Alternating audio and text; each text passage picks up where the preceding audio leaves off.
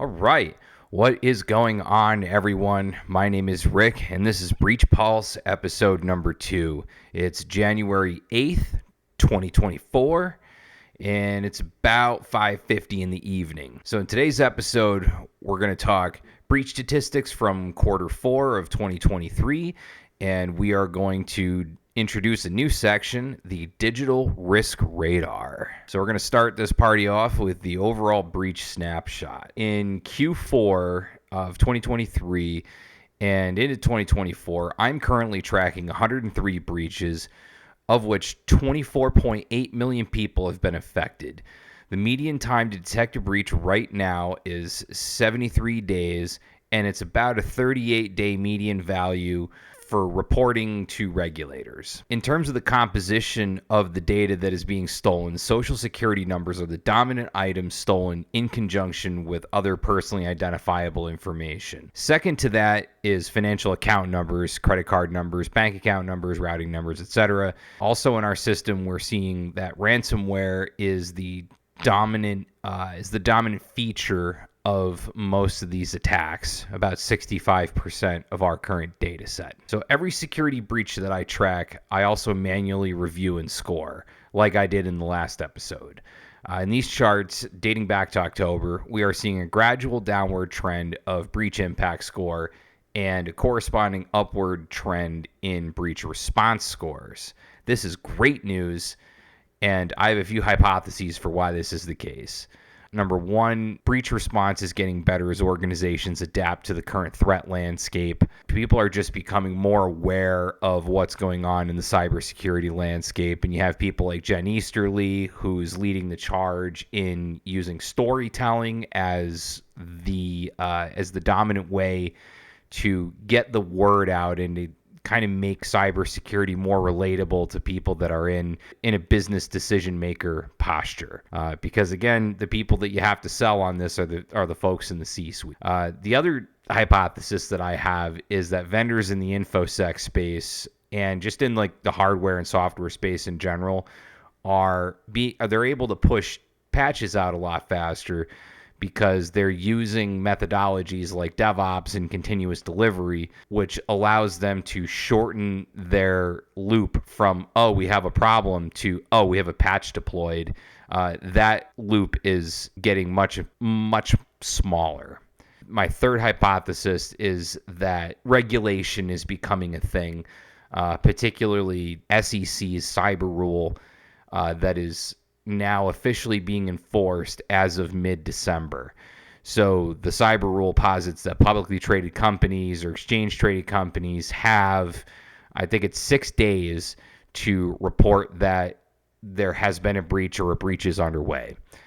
So again, a shortened reporting cycle, and because of that, we're going to see breach, maybe not breach, a reduction in breach impact, but we're definitely going to see a sharp rise in breach response as a result of this, because now you got to tell people that something's wrong and what are you doing about it. You got to have the what are we doing about it part figured out pretty much immediately. Let's move on to the Digital Risk Radar. So for those of you who are new here, this is the IOC Pulse Check. I use various open source threat intelligence platform to get numbers of indicators of compromise that are being tracked across the internet. So like Alien Vault, Cisco Talos, things like that. I go out there, I grab all these numbers, I bring them in, and then I take those numbers that I bring in and I come up with a chart like you see here. So a higher number of IOCs represents an increase in threat activity, and using those numbers along with something called a REMA, which is a statistical model that you can use in machine learning. It allows me to generate a forecast based on what I think is going to happen with this IOC pulse check. So as we see here in the blue, we see a sharp rise in activity that happened mid-December. And that's right around the holidays. That's Christmas time. That's when a lot of admins are on vacation, and it corresponds with some nation-state activity that was happening around that time. So based on that information, I was able to forecast what you see to the right in orange. And what that shows us is a similar oscillating trend. There's more activity on the horizon based on time series data that we have leading up to today. Be hyper aware and be watching your logs and just make sure that, your end users are trained up to not click the link that comes through from the unknown party. And speaking of links, let's talk about phishing activity. Much like the IOC threat forecast, I do the same thing with phishing numbers. So I go to Spam House and I go to sites that publish data on how many people have been phished. I do pretty much the same thing with ARIMA. So the forecast suggests continuing this undulating trend with a downward slope indicating a potential decrease in detected phishing activities in the near term. So the holiday season is wrapping up, which tends to show a decrease in phishing activity. However, it is imperative to remain cautious because such downward trends may not necessarily signal a diminishment in threat actors' efforts, but instead could reflect strategic recalibration for tax season, which here in the States is right around the corner. So towards the end of January is when people that work in the States, people that work here in the U.S. will get a copy of their W-2 that they can use to file their tax return. So from the end of this month until mid-April is when a lot of the phishing and fake IRS campaigns start to ramp up. So while this shows a decrease going into February, still expect to see a slight to moderate increase of potential phishing activity within your personal inboxes and within your organization. What can we do to deal with the rise in IOCs and phishing activity? Concrete steps here that you can take to protect your organization are enhance email filtering. And you can do that by deploying a third-party solution that goes out there and looks at the emails coming through and says, oh, okay, this looks like phishing. Oh, this is not a Facebook link. Oh, I'm sorry, this is not, there's no such thing as IRS.com, things like that.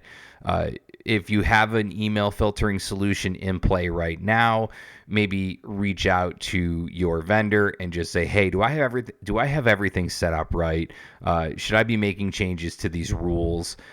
Is there anything that you're seeing on your end that we should be aware of on our end as a customer? If you already have a solution, engage with your vendor and just say like, hey, I'm still here. Beef up on employee awareness training. But what you want to do is you want to make sure that you're training your end users and just keep it top of mind for them. Like, hey, you see this email come through from somebody that is pretending to be the CEO. Don't click the link. Don't wire the money.